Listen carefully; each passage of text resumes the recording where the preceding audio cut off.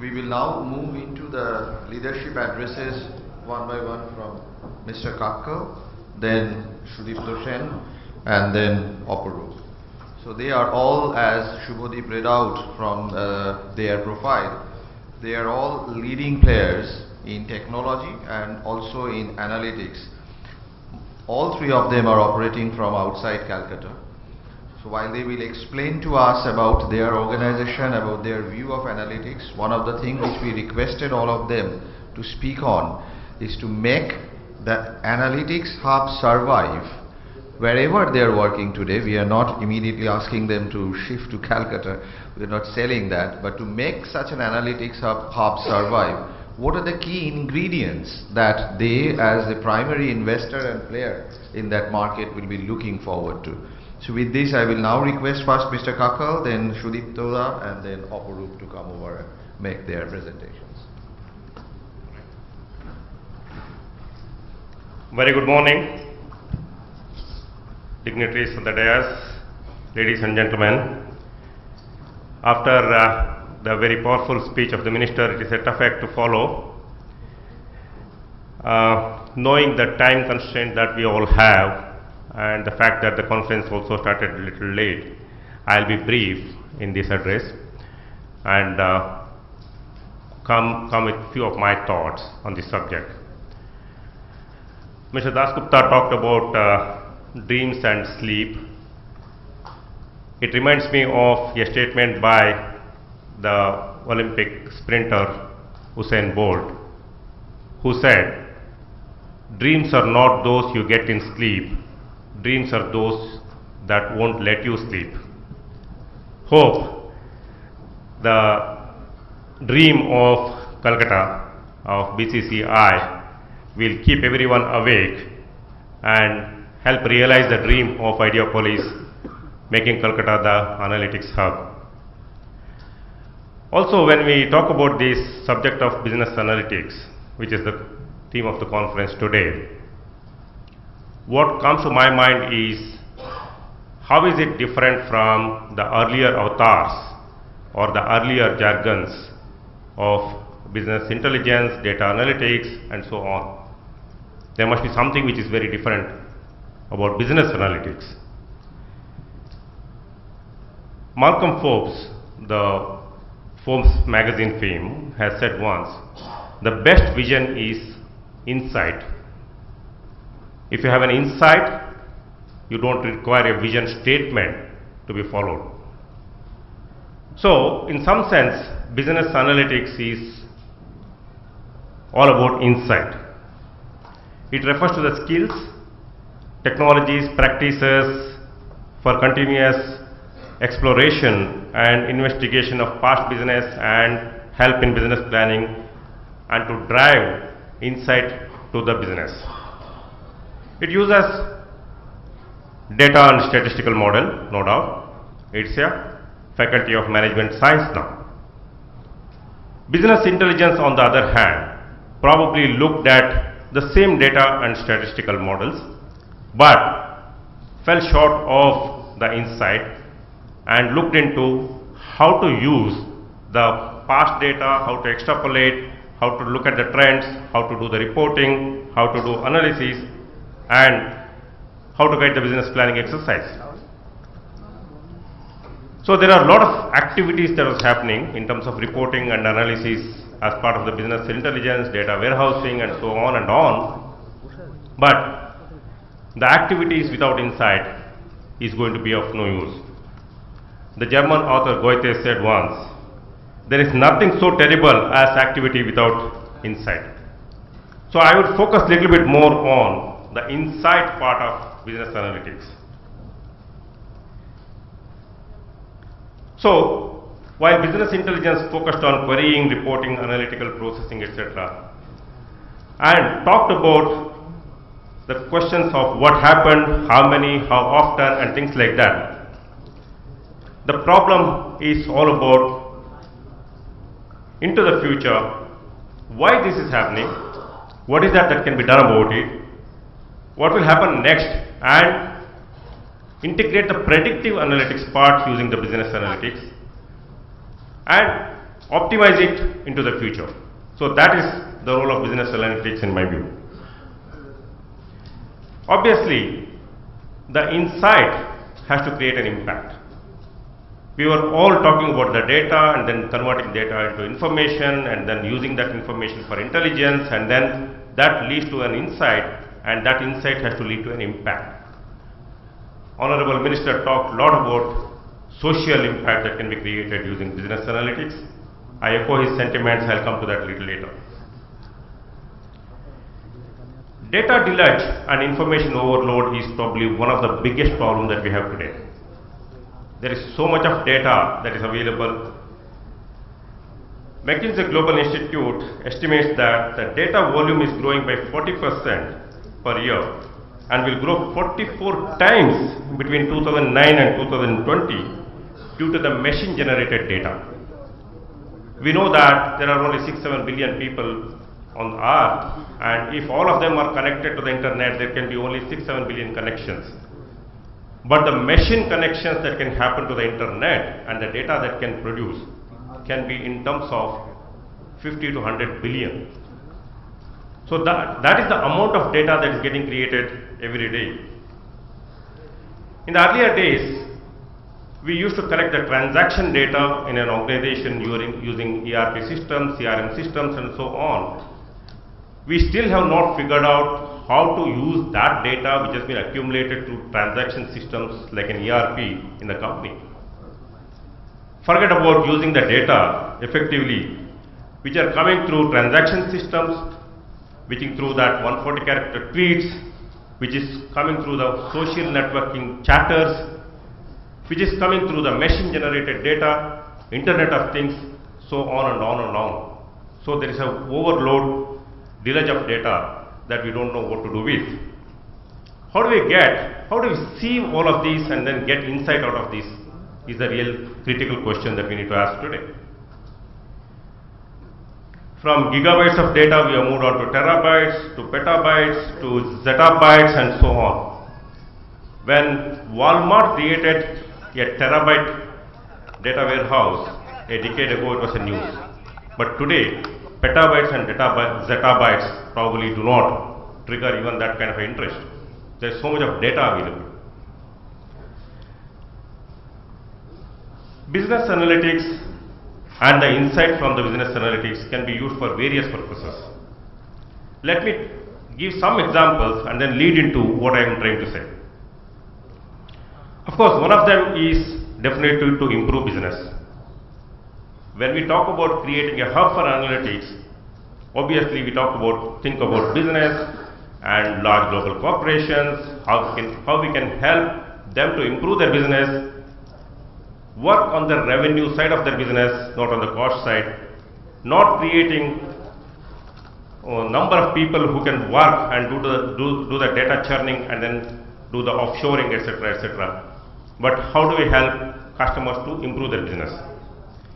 Improving the business is done by looking at the sentiments of the mass and also maybe by personalizing the marketing effort and selling effort, which is an individual way.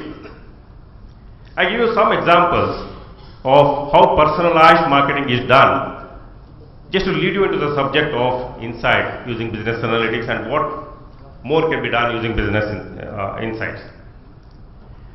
There are examples floating around in the industry which talks about Macy's in the US changing their pricing on a dynamic basis, looking at the inventory and demand. They carry 73 million items in their inventory, but I believe they do this on a dynamic basis, looking at the inventory and the demand. Of course, it helps improve their business, right? How do we personalize some of these analytics and the insight from that for personalized marketing?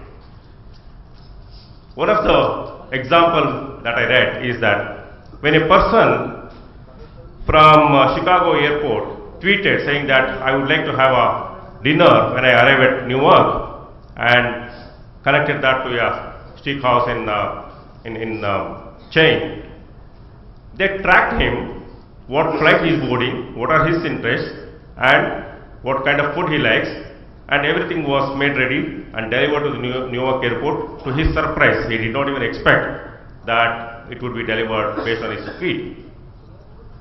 And there is another example which says that somebody walks into a Gucci bag shop, and then she had done some research on a bag, and she has tweeted something, she has exchanged some mails with friends, and then she has done some research on looking at the rating and things like that. When she walks into the bag, her mobile beeps and creates a vibration, and it says that this is the bag you are looking for. These are great examples of how analytics can be made use of, either for a mass marketing or improving the business or personalized marketing. There is one more which says that in a drive-in restaurant, they change the digital menu depending upon the queue and display the menu that can be prepared fast so that the cars can move faster. Great examples, no doubt. But what intrigues me is not these kind of examples. What can we do using these kind of business analytics to improve the business and also create a social impact? I echo the sentiments of the Honorable Minister on this front. Of course, from our own company, L&T Infotech side, we are doing some work with large corporations. I'll take two examples and then let you know what intrigues me in one of them. We work for a bank, obviously using a lot of data churn, analytics, predictive modeling. We help the bank to do the cross-selling and upselling of their products. So it has resulted in, say, 25% improvement in their sales in a particular segment. That's a great news. We also work with another insurance company and help them to understand where the next disaster could happen and what are the insurance activities that need to be done there, what all are insured by their company in that area, again predict what could happen and connect with the people that are insured in that area, be prepared proactively to solve their insurance problems and settle the claims on the ground, which otherwise used to be reactive after the disaster and used to take a long time. The second one actually interests me more because it has got something to do with the affected people and it creates a social impact. Similarly, if you are able to use the business analytics to find out in the school, in the education sector, how many students, how many children are dropping out and for what reason. If there can be something that can be done to personalize instead of a pizza delivery, if education delivery can be personalized to make sure that the dropout rate comes down and the child continues in the school, that's a great insight that can help from business analytics. In India, there are umpteen examples of that nature and Honorable Minister alluded to that. I don't repeat that, but that's where the business analytics can help the society. You could call it as social analytics, you could call it as business analytics, insight, wisdom, whatnot. Okay. If the business analytics and the insight can help some of these areas to reduce the dropout in the school, to predict what are the areas where the crimes can happen, okay, and help the police maybe to prevent that, to prevent rapes that are happening in the capital cities, to prevent the thefts and then murders that are happening in the ATMs. So these are all the areas maybe where the business analytics can help. We are undertaking one of the projects from L&T side. L&T Infotech is also involved in Mumbai's City Burst project to install 6,000 CCTV cameras all over the city and feed the video and data into a control room and help the police to provide citizen safety. A lot of predictive modeling is required, a lot of statistical modeling is required, a lot of analysis is required, but all of that leads into some kind of an insight that will go into helping the citizen safety. Those are the projects that can definitely help from the business analytics side. But what are the challenges that we have?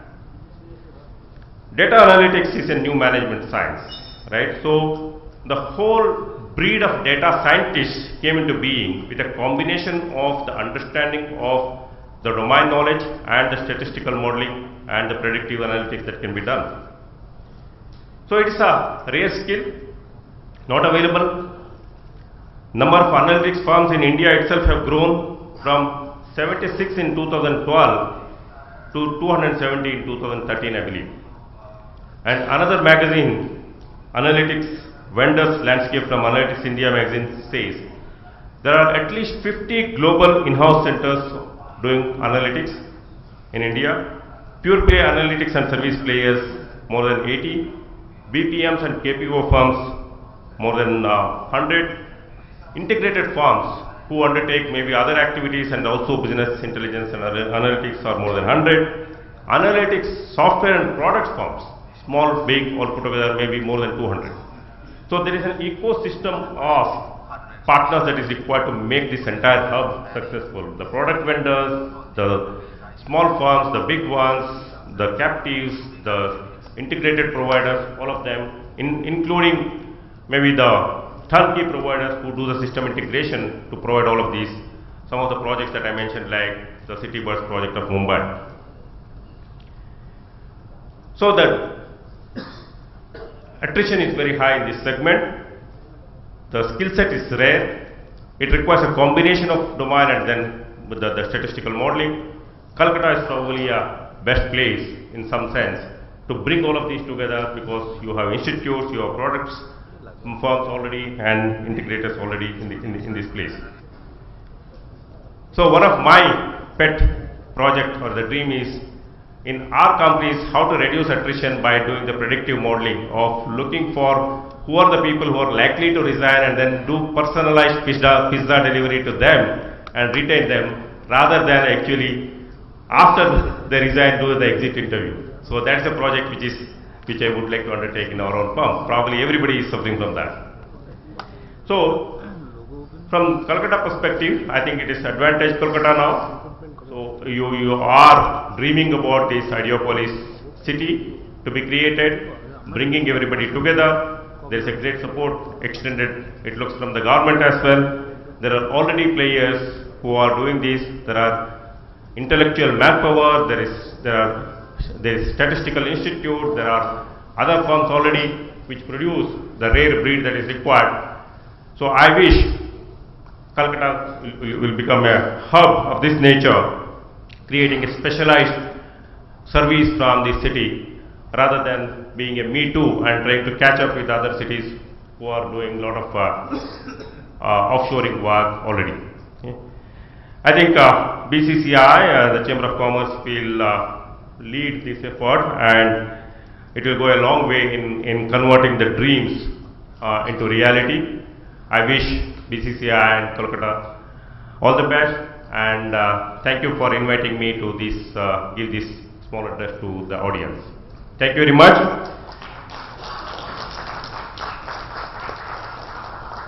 Again, sorry not to be impolite to the audience and the conference. I'm definitely not as busy as the Honorable Minister, but I had scheduled my forenoon for this conference and expected that I'll finish, and during the tea break I'll catch the flight. I need to leave now, and again I am extremely sorry. If I had known this, maybe I would have planned it slightly better. Okay. We were already 40 minutes late in starting the conference. Maybe that's one of the reasons. Please excuse me, I need to go. Thank you very much. Hope this was little useful. Thank you.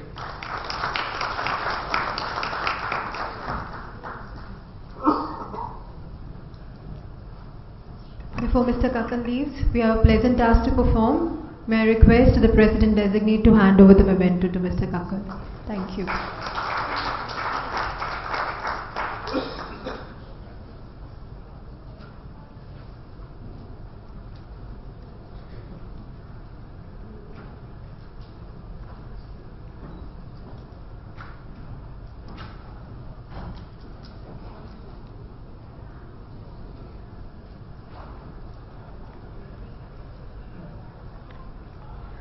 Good afternoon, ladies and gentlemen. Thank you, BCCI and Amresh, for inviting me to this forum. hearty congratulations to all of you for creating Kolkata, the hub for analytics. And I firmly believe that this dream is absolutely achievable. And if I'm making that statement, I'm making that statement based on some facts. Some of the facts are, you heard from the Honorable Minister, interesting statistics, a very well researched speech where he had gone into the details in terms of looking at what he believes is going to be the future. And I could really share with you that there is absolute clarity on his thinking as well as the thought process which has gone in from this group to create this awesome center in this city. To give you some numbers, you heard from the Honorable Minister, the numbers like running into billions of dollars is being the size of analytics globally. The global analytics market by 2016, IDC is predicting is going to be around $51 billion. In India, NASSCOM is talking about $2.3 billion by 2017 and 18. The other interesting number, globally, the total number of jobs which are going to be created by big data and analytics are in the region of 4 million jobs. Guess what it is bringing to us here in India? Huge opportunity, both in terms of an entrepreneurial opportunity of investing and creating awesome amount of wealth, as well as contributing to the society by creating many, many jobs which are possible. Coming back to the dream or the vision of creating this hub in Kolkata, I would say that there are 3 key things which are required for such an hub to be successful. First, availability of trained manpower at the right cost. 2, the infrastructure. 3, the ability to market that globally, not just confining itself to India alone. And my belief is that it is certainly out here. And I can share with you some of the examples which is going on. Globally, a lot of large organizations have established captive hubs in India. HSBC, for instance, has a large hub sitting in Kolkata.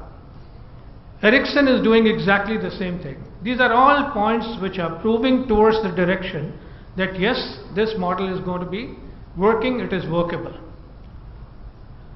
Going forward, the kind of area where probably I foresee that opportunity would unfold is across many verticals. And therefore, while Mr. Kagal touched upon the fact that there's a need for basic knowledge of analytics to the domain, clearly my view is requirement would be based on, if I may use the word, 3-dimensional needs. The dimension 1 is of course the basics in terms of the knowledge of analytics. Dimension 2 being the product associated with what is going to be used for that. And third dimension, which is equally important dimension, is the knowledge of the domain or the specific area. Having said that, let me pick on one of the most commonly used scenario in analytics today, which is centered around digital marketing. Now, digital marketing is something which is cutting across most of the verticals. Whether it is telecom, whether it is insurance, whether it is a bank, everywhere digital marketing comes into as one of the key needs of today. Should that be the case, certainly the knowledge in terms of understanding the fundamentals of marketing is going to be important, but also understanding issues with respect to each business would be equally critical. To share with you an example out of one of the Indian telecom company where we were associated, while we are associated with most of the telecom companies, this specific company was not amongst the top 3, and they decided to kind of get onto the journey of creating an awesome growth in order to kind of occupy a place which was amongst the top 3. And guess where the challenge was? For a telecom company in India, the critical challenge is that the average revenue per user is about $2, whereas elsewhere in the world it hovers anywhere around $40 to $50. In a scenario like that, in order to kind of increase the profitability was a challenge. So what the company embarked upon was to understand the clients in a much more refined manner and perform the task of an impactful campaign which was appropriately focused on every individual subscriber rather than looking at the complete subscriber base as one single holistic one. The challenge was further compounded because in India you do not have post-paid major scenario. 90% upwards of the subscribers are what we call prepaid, where you have very little knowledge of what the consumer behavior is. In a scenario like that, in order to kind of go with a campaign where individuals were targeted appropriately with the right offer was a huge challenge. This telecom company achieved a number, I could share with you the number. The CEO of the company shared openly in a seminar like this that because of analytics, they could increase the revenue by $100 million in 1 year. And also the contribution to the bottom line was close to 30% on EBITDA. How was that possible? It became possible because when they tracked the number of data points before starting a campaign, to give you an example, they looked at more than 3,000 attributes, 1,500 other data points. So multiply 1,500 by 3,000 by 136 million subscribers. Visualize the kind of data points we are talking about. And looking at that, creating scores associated with individuals on what is that which that individual would be interested in, whether it is a download of a ringtone which is based on the past track record of n number of things. For instance, I may be interested probably on a ringtone which is jazz is my favorite, whereas when I look at my chauffeur, he's probably looking at something else. So depending on who is downloading which ringtone, coupled with the kind of analysis which gets done, looking at those 3,000 and odd parameters,